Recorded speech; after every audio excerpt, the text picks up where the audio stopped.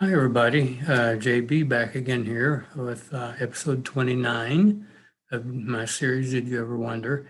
This one's going to be about the Far West Seminary and Ozark Institute out in Mount Comfort and the Arkansas College in Fayetteville, and a little bit of the connection there. On this first screen, I want to point out a couple things before I get going. This is the old Razorback golf course out on Dean. I think it's Dean, way out there past the Subaru place north of town. Anyway, this is inside at where the old clubhouse used to be, in this covered place here with the little carts. Anyway, a couple of things here. Some of the information indicates that the Far West Seminary, which burned down before it ever got going, would be right here under this, right where these carts are. And the Ozark Institute would be over there where that cart is by the trees back in there a little bit. And I also want to point out this stone over here that I'm going to talk about a little bit later on. But then other reports say that the Ozark Institute was built on top of the remnants of the Far West Seminary. And since it's said that you used to be able to see the imprint over here, then you'd have to think they were both at this location. We don't know 100%, but that's the two possibilities for them right there. Anyway, so let's go into them here a little bit. Oops, got me going at the wrong direction here. I was at the end rather than the beginning. Sorry. Anyway, so this is out there at the Mount Comfort Presbyterian Church. This is Mount Comfort Road here. It'll be along front here. And you can see there's a stone wall here with a couple of plaques. And then this a concrete thing here has names of people, I think from the Ozark Institute or maybe both. The one side just says Mount Comfort and Old Mount Comfort, I think. And then the other one has this Far West Seminary sign. I'm not going to read you that whole thing. It's a humongous thing. But it's a history and of the Far West Seminary. And I think I've always believed, and I saw it, that one of the Masonic lodges here was called the Far West Lodge. And so I think the Far West Seminary, because most of those guys in the early days were all Masons, and I think that's why this was called the Far West Seminary. But anyway, the Far West Seminary never really got going because the building burned down in 45. And so the reason that first I was saying, well, this isn't historically accurate because this is out on Mount Comfort Road. It's about a mile or two over there to the other place. But they did have their first classes, I believe, right here, either in that church or an earlier church or whatever, but before it actually went out of existence. Okay, so here's an ad that I found in a paper from the New York Tribune, 1844, about the Far West Seminary. Title of an institution which the Friends of Learning and Religion are endeavoring to establish 3 miles from Fayetteville, Arkansas. Now, this town is in the northwest corner of Arkansas, a district intersected by the Ozark Mountains, where there are few slaves and where the people raise their own wool and cotton and manufacture for themselves. The Cherokee are within 25 miles and the Choctaw within 45. It is a leading purpose of the seminary to instruct the Indians. Arkansas as yet has no college, and I hope this effort will succeed. Pretty cool, huh? New York Tribune covering the Far West Seminary in 1844. Now, some of the guys associated with the Far West Seminary were Cephas Washburn, a really well-known educator for his entire life. Solomon Tuttle, who was from out there, Mount Comfort. The little community of Tuttle between Goshen and Elkins was his. He and his son went over there and moved there and formed that little community. And I always like to tell the story because I find it so amusing. Mr. Tuttle moved over there because there was too many people living in Mount Comfort. Can you imagine too many people in Mount Comfort in 1845? What, 2 families? He wouldn't like it now, I don't think. But the person I chose to put up here is one of the guys I think that we can respect the most from the past, or one of them, is Isaac Murphy. He educator, all that sort of stuff. He's the only guy that refused to sign the secession document in Little Rock or go along with secession. The only one, and under threat of death, he still does. So when the Union finally took back Arkansas, a chunk of it back in 63 or so, he became the first governor of Arkansas in that time leading up to the end of the war.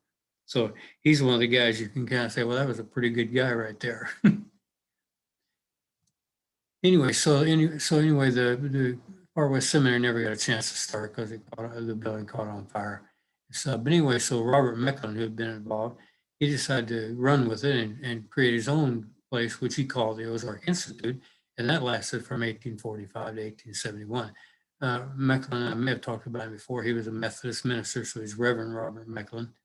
And remember I pointed that little stone out to you before. This is what was written on there. It gives the dates of the Ozark Institute and mentions Robert Mecklin and so forth and so on there. And that, of course, it's not in good a shape now, because this is like about 40, 50 years ago when this was taken. But my friend from Mount Comfort, Ben Henbest, whose family's been in the area since time began, Ben made sure that nothing happened to that stone, and he took it and put it in his barn to save it, which is good for him. Because there's going to be a big old development in that area now, and we're trying to get a plaque put up in there to recognize these institutions. Anyway, here's an ad from the Fayetteville Arkansan. That's Boudinot, A.C. Boudinot. I talked about him, and James R. Pettigrew. They were anti-abolitionist, pro-slavery guys, but this is an ad for the Ozark Institute there. You notice this 1859, and the principal there is the Reverend Sandals. Now, during the Civil War, it was shut down, and Robert Mecklin went into hiding, as the women folk had to hide him all the time to keep the vigilantes and the outlaws, the bushwhackers, from killing him.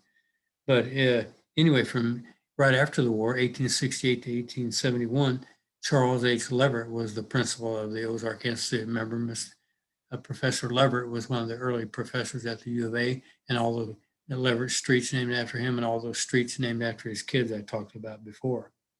Anyway, so the dates run from 1845 to 1871. I think I had that written down wrong. Anyway, so here's I couldn't find any pictures of Professor Leverett anywhere, so this is his gravestone. Okay, so with Robert Mecklin of the Ozark Institute was another reverend of the first Christian group named Robert Graham. And in 1850, Reverend Graham took 20 of the students from the Ozark Institute, moved into Fayetteville proper, and opened up his own school, Arkansas College, which eventually would have the nice buildings, which I'll show you in a second, there on what's now College Avenue. And there it is. Remember, this is a stylized drawing I've shown before and talked about, done by William Cushenberry, who liked to call himself Bill Cush, artist, soldier, journalist, did lots of different things. Without his stylized drawings of this and the Sophia Sawyer Seminary, we'd have no idea what they look like. And if I've shown you this before, way over here in the corner, that's actually headquarters house still standing today. Okay, so after Reverend Graham left, Reverend William Baxter came over and took over the Christian church and also the Arkansas College in 1859. I think I mentioned before, by 1861, Arkansas College was done because all the boys were getting ready to go to war and you couldn't concentrate on classes. And so it was effectively closed with the secession of 1861.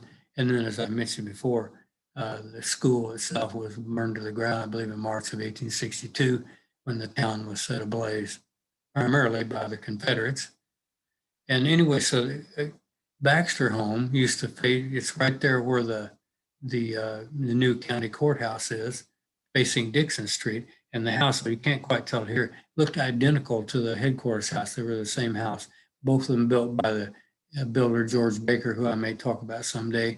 And the Baxter house caught on fire during the conflagration of the burning of the town, but it did not burn down. It was torn down later on.